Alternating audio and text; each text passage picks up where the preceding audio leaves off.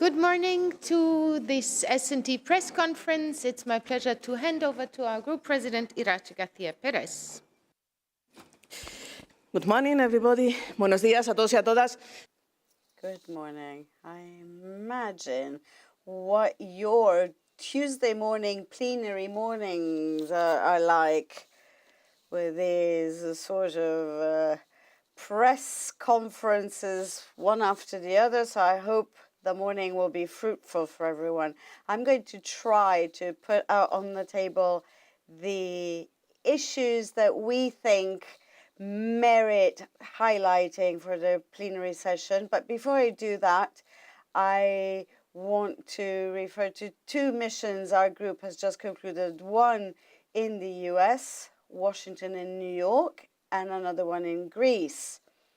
As you probably know, since the last summit in Washington at the UN with Antonio Gutierrez at the UN for a ceremony for the anniversary of a year of the Russian invasion of Ukraine. And then in Washington, we've met with Nancy Pelosi and high-level Democrats. And it's been fruitful because we've decided that we have to continue on our ecological, environmentally friendly policies and continue to support Ukraine, but with a series of measures to fight inflation, the high energy costs, and we have to support the those who are socially vulnerable. And our partners in the US have to realize that their IRA Act has to be compatible with WTO rules on public subsidies and with what Europe is doing. This week, the Commission is going to propose some important legislation. One is on the reform of electrical engines. This week, the Commission is going to table the proposal, and the S&D group is going to work insisting on the need to carry out this reform and hopefully reach an agreement as soon as possible to solve this issue. And then with as regards to our Bureau mission in to Greece, we are worried about the state of the rule of law in Greece, but also social issues, access to lodging, youth unemployment, the high cost of energy, the high inflation rate. The cost of food is increasing daily, but the Greek government has not taken any measure to mitigate any of this. And also, as far as the issues on the state of law, we've worked on this in particular because it is of a concern. And we're going to keep working on it at the working group within the DRA committee. As you know, last week, the EPP here in this house and the government in Greece tried to commemorate the vision of the European Parliament, but we thought it was important to see on the ground what's happening.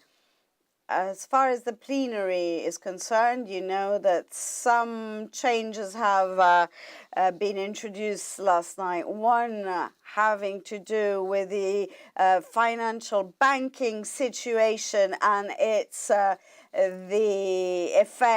effects on the economy with the Silicon Valley Bank failure. But this time we are ready because the bank system in Europe is strong, so we have adopted measures, but there's also some uncertainty as to what exactly the effect is going to be and whether they're going to be any drawbacks for the banking system in Europe, and whether we will be able to keep implementing our banking supervision measures in the EU to avoid finding ourselves in the same sort of situation. It's also important to talk about having permanent tools for the duration of time, because we can't just react every time there is a problem or a crisis. We need permanent tools, and the European banking system has to have a toolbox that is permanent so that it can face this sort of situation. And then with the minimum European minimum wage, we want a European law, a European legislation, not just a presentation of recommendations such as the Commission is doing right now. Recommendations are a step, but it's a small step, and we need a lot more, which is why in this report we revindicate the need of a legislation. Unfortunately, the EPP is against this resolution. It doesn't want a basic minimum income in Europe, and we hope that in this House there will be a progressive majority to keep in the text the need for this legislation. And let me conclude with migration. It's obviously important and necessary to keep talking about what is happening with migration. This past week we had another tragedy in the Mediterranean Sea, which highlights once again the need that, first of all, common positions on the respect of the international law of the sea, which right now the Meloni government is ignoring. We cannot accept that, knowing that there are people whose life is threatened in the Mediterranean, nobody goes out to save them. This is unacceptable. So it's unacceptable when you know that there's someone dying out there and you do nothing to save them. So we're going to have to talk about this in the European Parliament, the answer that some governments have provided. So I am optimistic and hopeful that the Meloni, the alternative to Meloni will happen with the Democratic Party last week, who just elected a new leader, Eli, who is quite well known in this House as well, and she clearly says how important it is to defend human rights in this. But it's also indicative of the need to finally face a European migration policy. We can no longer wait. We have to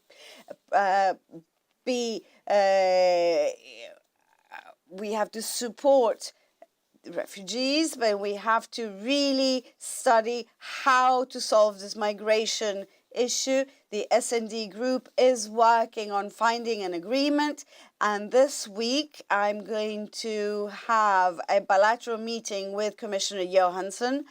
She's going to come to our group meeting, one of the group meetings, to discuss this. And we're going to insist that the S&D group does not wish to waste any more time.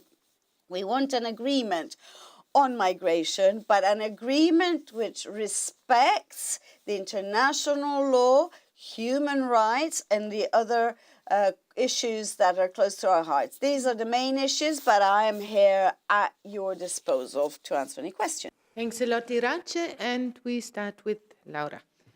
Hola, buenos días. Good morning, Iratxe. I'm from FA Laura. A couple of minutes ago, the EPP President Manfred Weber said that Spain needed to provide clarification with regard to its government position after Podemos came out against sending military assistance to Ukraine. So I'd like to know what you think about this request to the Spanish government, and a comment on this division on a very central issue in this government. We know that in coalition governments there are always internal debates, but we have to focus on the position of governments, and there's no doubt when it comes to Ukraine. This comes straight from the mouth of Pedro Sanchez. There is a commitment of our country and our government to the defense of Ukraine and military defense and support. This is being done. There is no doubt about this. I think using this issue to try and break Europe's unity when it comes to supporting Ukraine is a demonstration of the weakness of the EPP, which is seeking arguments, or the PP rather. They're trying to come up with arguments when there's no shadow of doubt about the position vis-à-vis Ukraine. I'd say to Mr. Weber, don't worry, calm down. I don't know what your colleagues from the Spanish Partido Popular are telling you, but calm down. Spain's support to Ukraine is very clear. It is obvious. And looking at public opinion, I mean, saying that this could jeopardize the Spanish presidency, I mean, that is a really stupid thing to say.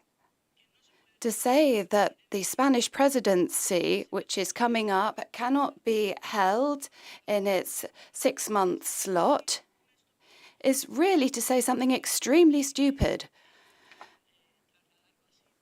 And there are an awful lot of other arguments. There are other ways of doing politics. There are other ways of political arguments, but I would really say that Mr. Weber perhaps needs to improve his advisors. Anna, please. Anna Wadensky from Europe Diplomatic. I have a question about Taiwan, because apparently, again, quoting your predecessor, Mr. Weber, predecessor in this room, I mean, of course, that he said that Biden asked European Union to form a position towards Taiwan, because as far as we understand, the conflict can erupt there, so it's a reality. And do you think that Europe should also take a part and support Taiwan with weapons the same way it supports Ukraine?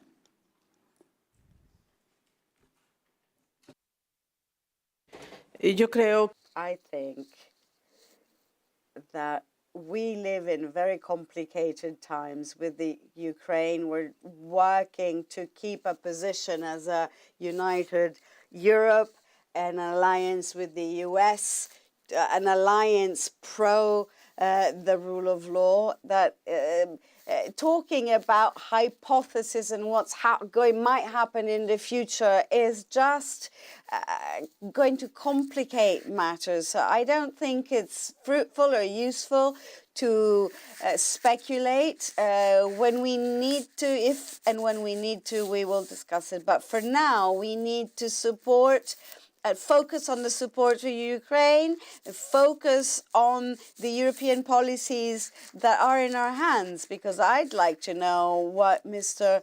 Weber thinks about, and you can ask him at the next press conference, why he doesn't think that right now, with all these millions of vulnerable households who have a hard time meeting the end of the month, why he thinks that it's not necessary to have a European-wide minimum wage.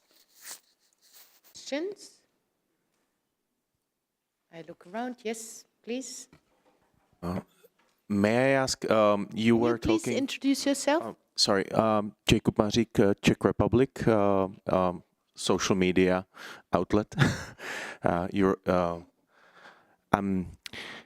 May I ask, you were talking about support of Ukraine, but and that Spain is standing strongly in it, but from all of the like a lot of charts, I don't see like Spanish flag in very high position in donation of military support or humanitarian support to Ukraine. Les invito a que vean. Well, have a look at some images, some pictures on social media. You said you're from social media. I was looking through it yesterday. There's a group of Ukrainian soldiers in Spain, in Zaragoza, who are receiving military training at the moment to use certain military equipment and weaponry that we're supplying Ukraine with. That's a clear example of Spain's commitment. Spain is giving financial support, economic support, military support, and it's providing training to Ukrainian soldiers. And then there's the support to the refugee population as well. And we're one of the countries which has hosted most refugees in our country. So let me insist, there is no doubt about Spain's commitment to Ukraine. And of course, you can see the position at the various council meetings.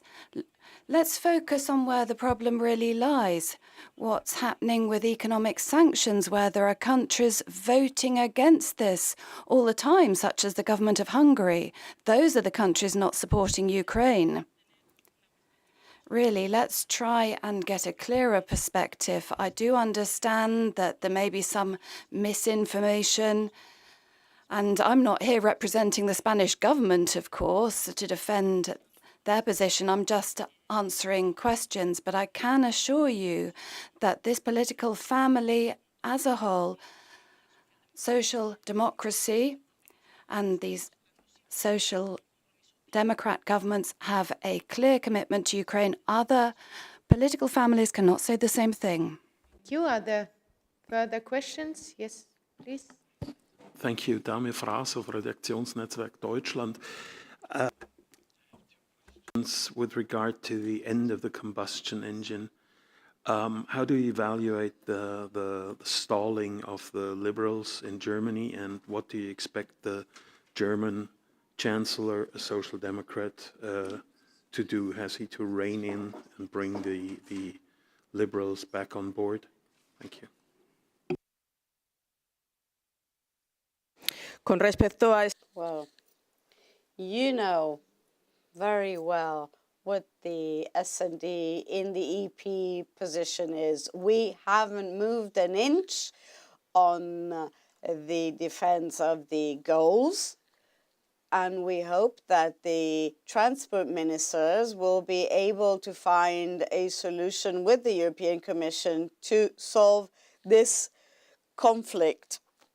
Right now, the European Parliament just is going to keep defending the compromise position that we reached. If the transport ministers have a problem, they have to find a solution with the Commission.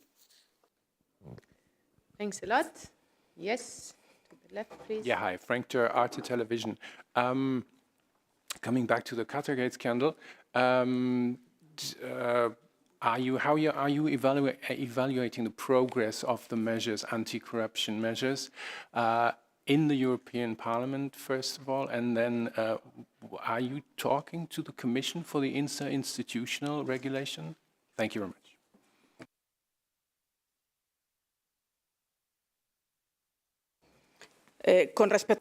With regard to the implementation measures as a group, of course, we're working to make sure the measures adopted are put into practice. When President Metsola put forward those measures, we thought it was a good start, but didn't go far enough. So we want this to be implemented, and we want to continue with other measures, which, as a political group, we are currently working on, and to adopt them internally at group level, and then to have them adopted by Parliament. With regard to the interinstitutional agreement with the European Commission, of course, we think it's important to have this ethics body, this interinstitutional body, so there can be common measures across the institutions, because as things stand today, this issue affected the European Parliament, but there are situations affecting other institutions, such as the European Commission, and there's the issue about the travel of a director general, the flights to Qatar, which were paid for by Qatar. And this shows that this issue needs to be tackled by all the institutions, and an interinstitutional agreement is necessary. Do we have further questions in the room? If that is not the case, thanks a lot, Iratxe, and thank you, everybody. Have a good